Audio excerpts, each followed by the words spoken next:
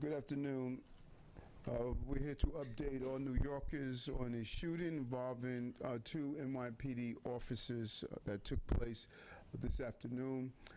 First, we want to thank God that they will be going home, and we want to thank the staff here at Bellevue for their immediate attention and care to the police officers involved. These brave officers were shot in the line of duty responding to an armed robbery in Manhattan. After a brief pursuit of the suspect on foot, one officer was shot in the upper thigh and the other was grazed in the left thigh. Both officers are currently here at Bellevue Hospital and are expected to make a full recovery.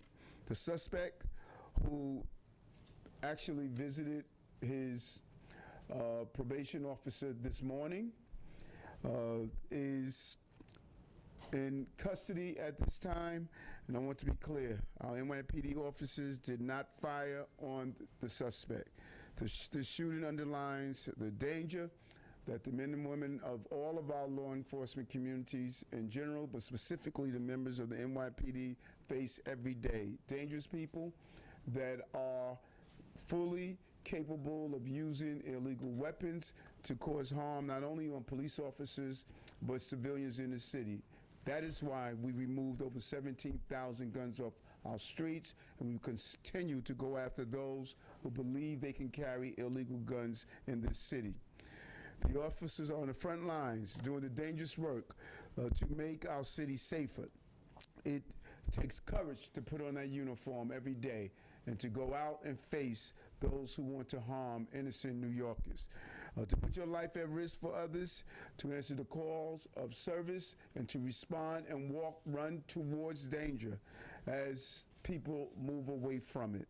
The NYPD moved quickly in response to this armed robbery and focused on their resources to swiftly apprehend the perpetrator. I also want to thank the individuals who reported this incident. New Yorkers working together with our law enforcement community allow us to respond, apprehend, and take dangerous people into custody.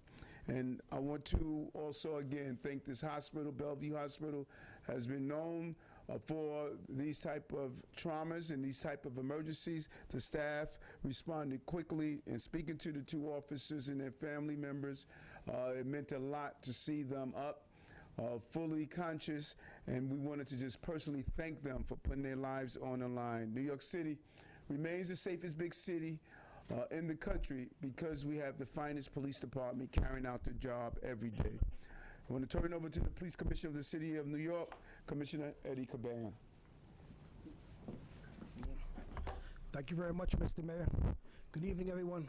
And as the mayor said, today is yet another reminder of the dangers New York City police officers face every day as they go out there to keep our city safe. So right off the top, I'm relieved to say that our officers are both in good, stable condition, and we expect them to make a full recovery. I just spoke to both of them earlier, and they're in good spirits.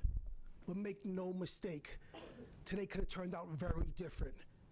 Yet again, your officers confronted violent criminal who had no problem carrying an illegal gun on our streets.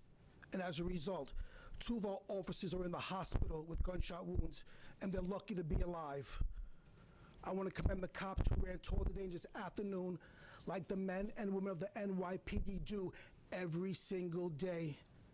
I also want to thank the medical staff at Bellevue Hospital who work with great skill and care to take care of our officers. We are very grateful to them for everything they do for our department. Our officers were out there doing the job we asked them to do, and we are very grateful that they're going to be okay. Now I'll turn it over to our Chief Detective, Joe Kenny, who will update you on what we know so far. Chief? Thank you, Commissioner.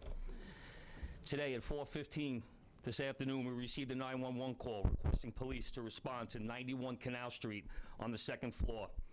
This location is in the confines of the 5th Precinct. The caller stated that a male was at the location armed with a gun and that he was robbing women of their purses.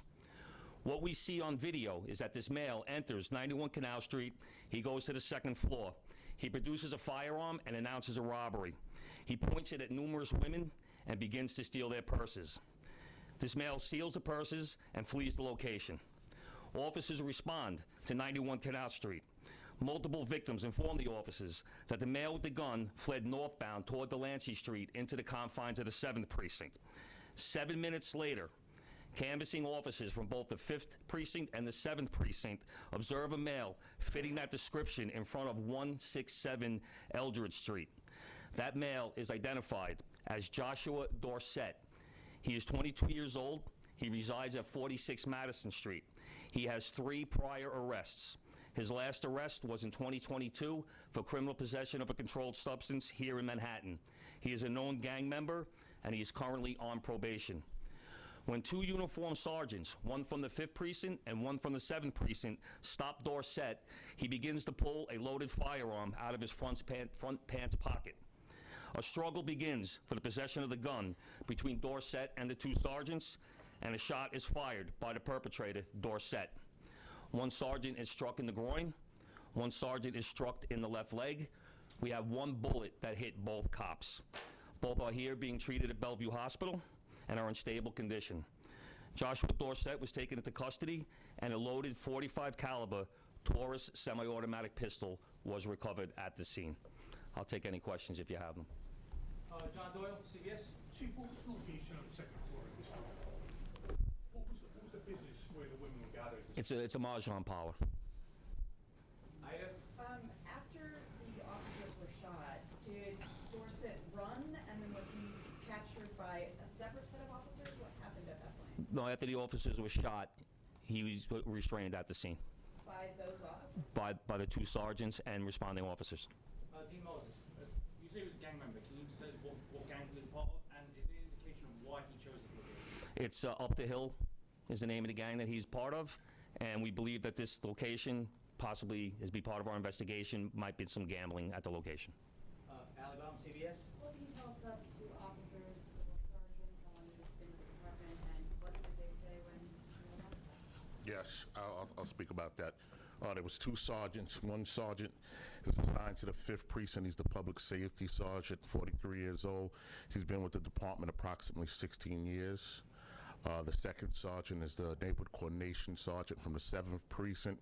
He's been with the department since 2013, 11 years, and he's been there as a sergeant for 2 years. Valentina, New York Post? I'm sorry? When you were talking to them, or anything you know about how they were? No, they're in good spirits. They're conscious. They're in good spirits, and it's great to talk to them. Valentina, New York Post. Can you tell us more about the terms of his probation officer? As of right now, the terms of his probation, we'll get more details as we go along in the investigation, but as of right now, he's required to report to his probation officer every month, and we know he reported this morning, actually. Victoria? Officers, are they in prison currently? What are the extent of their injuries? One officer will be treated and released with a grazed wound to the leg. The other officer who was shot in the groin will be held overnight for observation. I want to take 1 or 2 more. Eileen?